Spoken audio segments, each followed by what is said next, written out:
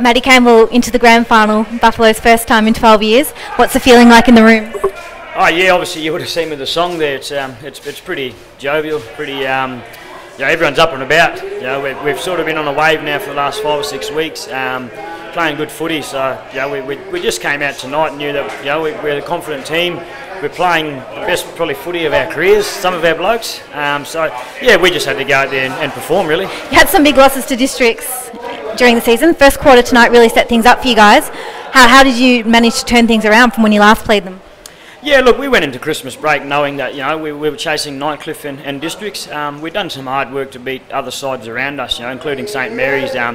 After Christmas, everyone knows it changes into a different season.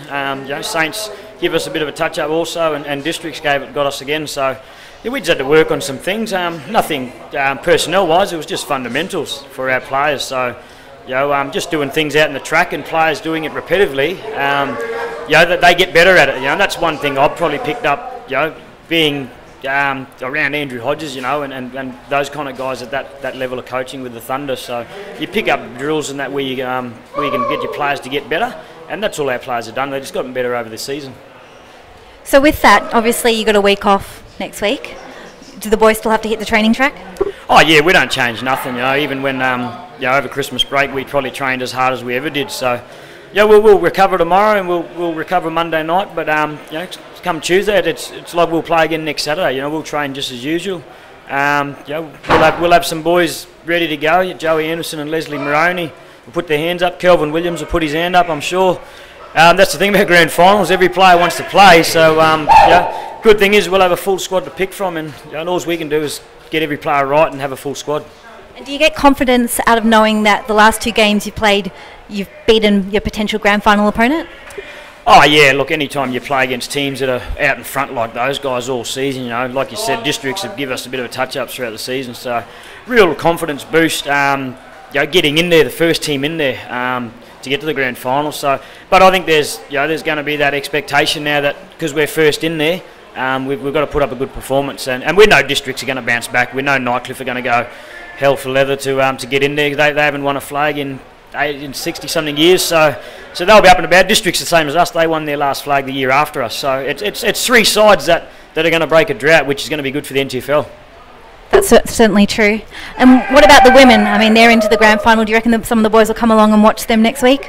Oh, definitely. We'll get down here support. We'll get down to the under-16s and 18s tomorrow. And like I said to the boys in there, it's not just about our Premier League boys getting into a granny. It's about the whole club. Under-12s are into the grand final.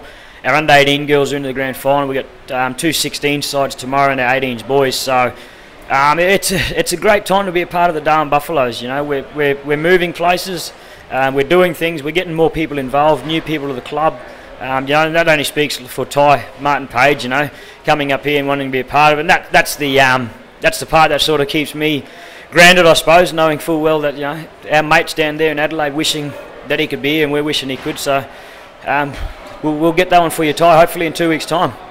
Certainly a lot of motivation. Just quickly to touch on the incident tonight with the Lightning. Could have really distracted you guys, but didn't seem to continue to keep playing quite well in that last quarter particularly.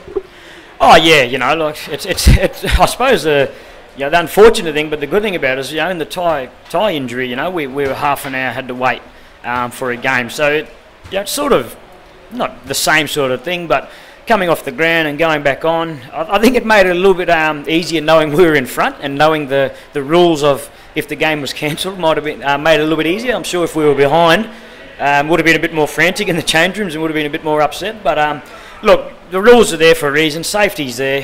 The lightning strike was pretty close. Even the district's boys were concerned about it. So the best thing that footy got on, the weather left us alone apart from the rain, and it turned out to be a ripper game in the end. And districts, to their credit, didn't lay down. They kept coming, but our boys just held on. Well, congratulations. Enjoy the celebrations, and good luck in a fortnight's time. No worries. Thank you, Amy.